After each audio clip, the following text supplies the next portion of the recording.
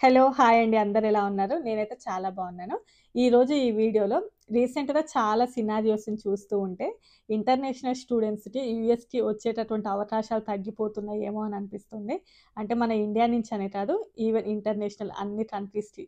దానికి చాలా రకాల రీజన్సే ఉన్నాయి. వాటి గురించి అయితే ఈ వీడియోలో డిస్కస్ చేస్తున్నాం. అదేవిధంగా ట్రంప్ అయితే ఒక ప్రొక్లమేషన్ మీదైతే సైన్ చేశారు. ప్రొక్లమేషన్ అనంటే ఒక అఫీషియల్ అనౌన్స్‌మెంట్ లాంటిది. అంటే ఈ వైట్ హౌస్ నుంచైతే ఒక అఫీషియల్ అనౌన్స్‌మెంట్ అయితే వచ్చింది. అదేంటి అనేసైతే ఈ వీడియోలో మీతో అయితే డిస్కస్ చేద్దామనుకుంటున్నాను. ఇంకెవరైనా మొదటిసారి మన ఛానల్‌ని చూస్తున్నట్లయితే తప్పకుండా సబ్స్క్రైబ్ చేసుకోండి. వీడియోకి లైక్ చేయండి. ఎవరికైనా యూజ్ అవుతదనుకుంటే తప్పకుండా షేర్ అయితే చేయండి. రీసెంట్‌గా మనం చాలా చూస్తూ ఉన్నాం. ఈ మధ్య కాలంలో బిగ్ బ్యూటిఫుల్ బిల్ ఒకటొచ్చింది. ఆల్మోస్ట్ అది కూడా ఓకే అయ్యేటట్లుగానే అంటే 3.5% అండ్ నెక్స్ట్ వన్ స్టూడెంట్ యొక్క వీసా స్లాట్స్ ఎవరైతే అంటే ఇంటర్నేషనల్ స్టూడెంట్స్ యొక్క వీసాలు న్యూగా ఇస్తున్నారో వాటిని హోల్డ్‌లో పెట్టడం. ఆల్మోస్ట్ వేరే కంట్రీస్‌కి ఎళ్ళాలి అని అనుకునే వాళ్ళు 25% వరకు తగ్గారంట. అంటే ఇంటర్నేషనల్ స్టూడెంట్స్ రావడం. అది ఇక ఏ రీజన్స్ అనేది మనం చెప్పలేము. అందరూ రాకండి, రాకండి అని చెప్పడమే రావచ్చు. లేకపోతే బయట జాబ్ మార్కెట్ బేస్ చేసుకొని రానియండి, వాటన్నిటిని బేస్ చేసుకొని కూడా ఇంటర్నేషనల్ స్టూడెంట్స్ చాలా వరకు తగ్గారంట అది. అండ్ ఓపీటీలో ఉన్న వాళ్ళకి చాలా మందికి ఆర్ఎఫ్ఈస్ పడుతూ ఉన్నాయంట. అంటే ఓపీటీకి అప్లై చేసిన వాళ్ళకి. సో, ఇలాంటివి చాలా వాటిని చూస్తుంటే ఇంటర్నేషనల్ స్టూడెంట్స్ ఇంకా యూఎస్‌లో ఇక ముందు కొంచెం కష్టంగానే ఉండేలాగా ఉన్నాయి పరిస్థితులని అనిపిస్తోంది. ఈ మధ్య కాలంలోనే బ్యాక్ టు బ్యాక్ చాలా వరకు డెసిషన్స్ అయితే తీసుకుంటున్నారు యూఎస్‌లో. అండ్ ఎలాన్ మస్క్‌కి, ట్రంప్‌కి కూడా అసలు పడట్లేదు. దాని నుంచి మనం సెపరేట్‌గా ఇంకో వీడియోలో అయితే చెప్పుకుందాం. ట్రంప్ అయితే ఒక ప్రొక్లమేషన్ మీదైతే సైన్ చేశారు. హార్వర్డ్ యూనివర్సిటీస్‌లో ఇక ముందు ఇప్పటి నుంచి ఎవరిని కూడా కొత్తగా ఫారిన్ స్టూడెంట్స్‌ని తీసుకోవద్దని చెప్పేసి. సో, దానివలన మన ఇండియన్ స్టూడెంట్స్‌కి ఏమైనా ఇబ్బంది ఉంటదా? ఎలా ఉంటదనేసి కూడా ఈ వీడియోలో అయితే చూద్దాము. ఆల్రెడీ లాస్ట్ వీక్ నేను ఒక వీడియోలో చెప్పాను. హార్వర్డ్ యూనివర్సిటీ ఎస్‌సీవీపీ అనే ప్రోగ్రామ్‌ని రద్దు చేస్తున్నట్లుగా చెప్పారు. స్టూడెంట్ ఎక్స్‌చేంజ్ విజిటర్ ప్రోగ్రామ్‌ని. దానిని బేస్ చేసుకొని యూనివర్సిటీ వాళ్ళు కూడా కోర్ట్‌కెళ్లారు. కోర్ట్‌కెళ్ళిన తర్వాత అక్కడ అది హోల్డ్‌లో పెట్టారని చెప్పాను గదా! దానికి నెక్స్ట్ స్టెప్పునైతే ట్రంప్ అయితే ఒక ప్రొక్లమేషన్ మీదైతే సైన్ చేశారు. దీనికి చాలా రకాల రీజన్స్ ఉన్నాయి. ఎందుకంటే ఆ యూనివర్సిటీస్‌కి ట్రంప్‌కి మధ్యన అంటే ఈ న్యూగా వచ్చినటువంటి గవర్నమెంట్‌కి అస్సలు పడట్లేదు. దానికి చాలా రకాల రీజన్స్ ఉన్నాయి పడకపోవడానికి.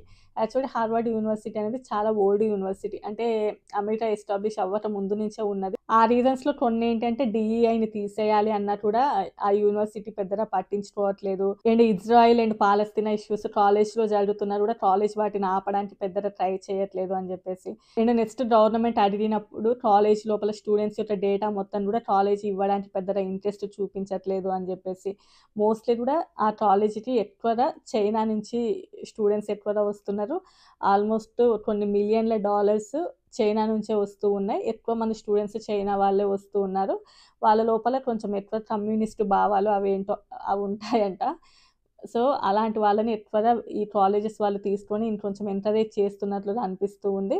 సో, అందువల్లనే ఎవరైతే ఫారిన్ స్టూడెంట్స్ అంటే వేరే కంట్రీస్ నుంచి వస్తూ ఉన్నారో వాళ్ళని బాగా చెక్ చేసి ఎంటర్ చేయాలి అని చెప్పేసి. సో, ఇంకా ఇలాంటి కమ్యూనిస్ట్ భావాలు ఎక్కువగా ఉన్నవాళ్ళు వచ్చేసి అమెరికన్ కంట్రీకి చాలా ఇంపాక్ట్ కలుగజేస్తున్నారు అని చెప్పేసి వాళ్ళ వాదన.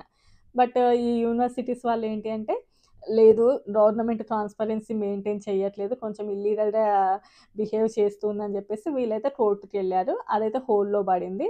సో, యూనివర్సిటీ వాళ్ళేంటంటే ఇంటర్నేషనల్ స్టూడెంట్స్‌ని మేము సేవ్ చేస్తాము. వాళ్ళకి ఎలాంటి ఇబ్బంది కలగకుండా చూసుకుంటాం అని జెప్పేసయితే వీళ్ళు చెబుతున్నారు యూనివర్సిటీస్ వాళ్ళు. సో, ఇంకా ఈ ప్రొక్లమేషన్‌లో మాత్రం కొత్తగా ఎవరైతే ఫారెన్ స్టూడెంట్స్ ఉంటారో వాళ్ళని తీసుకోవద్దు అనే ఉంది. బట్ ప్రెజెంట్ ఉన్నటువంటి స్టూడెంట్స్ ఎవరైతే ఉంటారో వాళ్ళకి మాత్రం ఎలాంటి ఎఫెక్ట్ అయితే ఉండదు అని జెప్పేసి. అంటే ఒకప్పుడు డీహెచ్ఎస్ వాళ్ళు అనౌన్స్ చేశారు. ఏంటంటే వీళ్ళు వేరే యూనివర్సిటీస్‌కి అయినా కూడా ట్రాన్స్‌ఫర్ అవ్వాలి, ఇలా చేయాలి అని జెప్పేసి. బట్ ఇప్పుడు న్యూగా అతను సైన్ చేసిన దాంట్లో మాత్రం ఆల్రెడీ ఓల్డ్‌గా ఉన్నటువంటి స్టూడెంట్స్ ఎవరైనా కూడా వేరే యూనివర్సిటీస్‌కి మూవ్ అవ్వాలని కానియండి, లేకపోతే ట్రాన్స్‌ఫర్ అవ్వాలని గాని అలాంటిది ఏది కూడా లేదు. సో, ఆల్రెడీ ఉన్నటువంటి స్టూడెంట్స్‌కి అయితే ఎలాంటి ఇబ్బంది ఉండదు గానీ, ఇక ముందు కొత్తగా ఎవరైతే ఆ యూనివర్సిటీస్‌కి రావాలి అని అనుకుంటున్నారో వాళ్ళకి మాత్రం ఇక ముందు నుంచి తీసుకోకూడదు అని జెప్పేసయితే అతను సైన్ చేసిన దాంట్లో ఉంది. అండ్ నెక్స్ట్ ఈ హార్వర్డ్ యూనివర్సిటీలో 788 మెంబర్స్ వరకు మన ఇండియన్ స్టూడెంట్స్ ఉన్నారు. దాని కింద చాలా యూనివర్సిటీస్ ఉంటాయి. అది చాలా పెద్ద యూనివర్సిటీ కాబట్టి దాని కింద ఉన్నటువంటి చాలా కాలేజెస్ లోపల ఓన్లీ మన ఇండియన్ స్టూడెంట్స్ ఎక్కువ తెలంగాణ, ఆంధ్ర నుంచే కొన్ని లక్షల మంది స్టూడెంట్స్ అయితే ఉన్నారంట. బట్ ప్రెజెంట్ ఉన్న వాళ్ళకి మాత్రం ఎలాంటి ఇంపాక్ట్ అయితే ఉండదు. బట్ న్యూరా వచ్చే వాళ్ళకి మాత్రం ఇంపాక్ట్ అయితే ఉంటది. బట్ వాళ్ళనైతే తీసుకోకూడదు ఈ ఫారెన్ స్టూడెంట్స్‌ని అని చెప్పేసి అయితే చేశారు. అండ్ దీనివల్ల వేరే యూనివర్సిటీస్‌కి ఏమైనా ప్రాబ్లమ్ ఉంటదంటే, సో గవర్నమెంట్ చెప్పింది వినే వరకు వేరే యూనివర్సిటీస్‌కి అయితే ఏం ప్రాబ్లమ్ ఉండదు. బట్ చెప్తున్నారు కదా! అంటే గవర్నమెంట్ యొక్క రూల్స్‌ని తప్పకుండా పాటించాలి.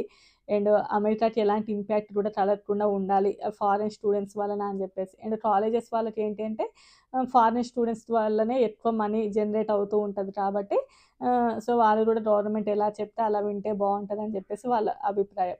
అండ్ చాలా వరకు క్యాప్ లిమిట్ కూడా పెట్టాలి. అంటే ఒక 15% వరకే ఫారెన్ స్టూడెంట్స్‌ని తీసుకునేలాగా ఎక్కువ శాతం ఎవరైతే అమెరికాలో ఉన్నారో అమెరికన్ సిటిజన్స్ అండ్ అమెరికాలో ఉన్న వాళ్ళకే యూనివర్సిటీస్ ఎక్కువ ఛాన్సెస్ ఇవ్వాలి. ఈ ఫారెన్ స్టూడెంట్స్ ఎవరైతే ఉంటారో వాళ్ళని తీసుకోవడం కొంచెం తగ్గిస్తే బావుంటదని గూడా వీళ్ళ యొక్క అభిప్రాయం. దానిని కూడా వాళ్ళు ఎక్స్‌ప్లెయిన్ చేశారు. అంటే క్యాప్ లిమిట్ పెట్టాలి. ప్రతి కాలేజెస్‌లో కూడా ఇంతమందిని తీసుకుంటేనే బావుంటది అని జెప్పేసి ఇలాగా. అంటే ఇష్టం వచ్చినట్లుగా ఎలాగో మనీ వస్తున్నాయి కదా! అని జెప్పేసి అప్లై చేసిన ప్రతి ఒక్కరికి కూడా సీట్ ఇవ్వడము.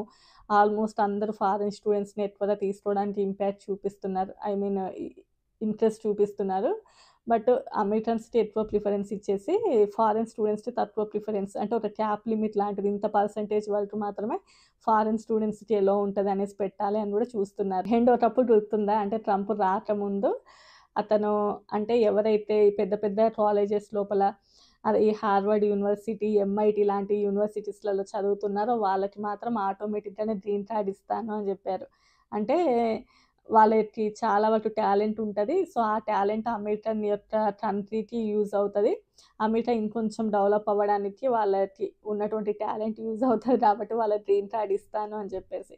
బట్ అదంతా ఇంకా వేరే స్టోరీ లేండి గానీ, సో, ఎవ్వరు గూడా అంత ఈజీగా గ్రీన్ కార్డ్ అయితే ఇవ్వరు. కొంతమందికి ఒక డౌట్ ఉంది. హెచ్4 మీద యూఎస్‌లో ఉండేసి చదువుతూ ఉంటారు గదా! వాళ్ళు ఫారెన్ స్టూడెంట్స్ లాగా కన్సిడర్ అవుతారా? లేకపోతే అమెరికన్ స్టూడెంట్స్ లాగా కన్సిడర్ అవుతారా? అంటే వాళ్ళు గూడా హెచ్4 మీద ఉండి యూఎస్‌లో చదివినా కూడా వాళ్ళు కూడా ఫారెన్ స్టూడెంట్స్ లాగానే కన్సిడర్ అవుతారు. సో, చాలా మందికి ఇదొక డౌట్ ఉంది. అందుకోసమే చెప్తున్నాను. అండ్ ఇంట్రెస్ట్ చూద్దాం. దీని మీద ఆల్మోస్ట్ ఇక్కడితోటే స్టాప్ అవుతదా? అంటే అతను చేసినటువంటి సైన్ ఓకేనా? ఇంప్లిమెంట్ అవుతదా? లేకపోతే మళ్ళీ దాని మీద ఏమైనా చేంజెస్ జరుగుతాయా? అని జెప్పేసి ఏదైనా తెలిస్తే తప్పకుండా వీడియో అయితే చేస్తాను. నా వీడియోస్ నచ్చితే తప్పకుండా లైక్ చేయండి, షేర్ చేయండి, సబ్స్క్రైబ్ చేసుకోండి. Bye bye.